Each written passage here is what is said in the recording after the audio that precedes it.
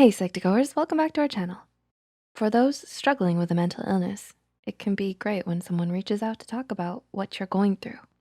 But sometimes people can say some really unhelpful things. People who are suffering from a mental illness often hear the same type of unhelpful remarks. At some point, it can become annoying. It's important to spread awareness about mental illness and to help those who may not know what to say to someone who has one. So here's a list of some annoying things you should not say to someone with a mental illness. Although your intentions may be good, they've simply heard these ones before. A lot. Number one, you're not even trying. Try? You mean I can try to not have a mental illness? Huh, I never thought of that. Everyone with a mental disorder has likely tried to improve their mental health at some point. For many, they're always struggling with it, even though they might appear fine on the outside. To assume that someone hasn't or isn't even trying at all? Not that helpful, my friend. Number two, just snap out of it. Snap out of it or clap out of it. Maybe clapping could be the new key. Because yeah, you know, we've tried snapping before. It just doesn't work. Number three, attention seeker. Boy, this one. There's nothing wrong with you, stop faking it. You're such an attention seeker. Is that why they've been faking it for the last 20 years? Somebody give this person an Oscar. Number four, other people have it a lot worse than you do. Everyone fights their own battles, and we can't imagine everyone's pain. Everyone has their own experiences, so a good idea would be to stop comparing. Because although some may have it worse, it doesn't stop the pain from being any less real. Everyone goes through their own struggles. We all do. And at the moment, it can seem like one of the worst feelings we'll ever experience.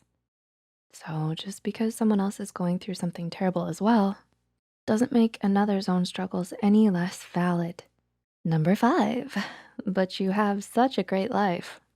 Shall I count the ways in which celebrities and successful people have struggled with mental illness? There are quite a few. Truth is, no matter how rich, successful, or happy someone looks, you never know what they're going through. Many people struggling often wear a mask of confidence or happiness in order to appear fine to everyone else, when really, no matter how great their life can seem to you, odds are you won't know what it is that they're going through. Everyone is different. I think we learned that in kindergarten, right? Mrs. Simmons' class? So it's best to stop expecting everyone's situations to be the same. You can be grateful for what you have in your life and still be going through some serious struggles. Number six, everyone can be a little moody, sad, OCD sometimes. Bruh, really? You're gonna go there. Some people like to underplay someone else's mental illness as nothing. To them, it's just a strong reaction to a problem everyone has, when really there's a chemical imbalance going on in their brains. Some can say you're just being sad or moody and need to move on like normal people. Some even like to use literal terms for mental illnesses like it's no big deal too. Now, some people who are going through a mental illness often use humor as a defense mechanism or simply because they're so used to living with the disorder. But others really don't know what realm they're dipping their toes in. I'm so OCD. I'm so bipolar. I wish I was anorexic. Yikes. Don't even get me started on these ones. Number seven, there's no way you have a mental illness. Some people have an idea built up in their heads of what mental illness looks like. Guess what? They could be right about some things, wrong about others, because not everyone is the same. Remember? We learned this in kindergarten. Some people can appear happy on the outside and be struggling with something internally. Someone can be exhibiting strong physical symptoms that may come across as their worst to you, when actually it's their best. Their symptoms have improved a lot compared to before. But you wouldn't know that, right? Because we may never know who or who doesn't have a mental disorder. Number eight, you're being overdramatic. Overdramatic? If you think this is overdramatic, you should see how I was last year. That might be existential crisis terms to you then. Oh, yeah, it was. Number nine, Other people's lives are hard too, and they're not crying about it.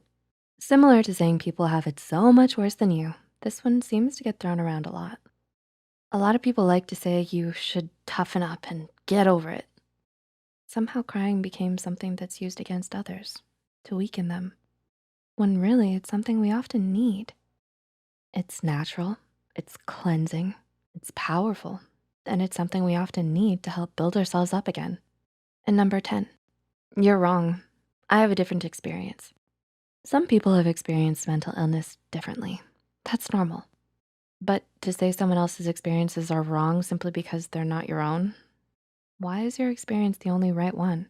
Some people will point to someone they know who has suffered a mental illness, valid points. Or maybe they have a mental disorder. Everyone's experience is valid, but don't think your experience is the only one. Everyone has a different story, coping mechanism, a different defense, a spectrum of symptoms. Some line up with a textbook definition, others don't. Some can be a combination of many. So you hold on to your experiences, but don't invalidate someone else's simply because it's not your own. When in doubt, take it from Mrs. Simmons' kindergarten class. Everyone is different. So which of these have you heard? What's the most annoying thing you've heard about a mental illness? Did you learn something new? Share with us in the comments down below. If you found this video insightful, don't forget to click the like button and share this video with someone who could use it. Subscribe to Psych2Go and hit the notification bell icon for more content like this. And as always, Psych2Goers, thanks so much for watching. We'll see you next time.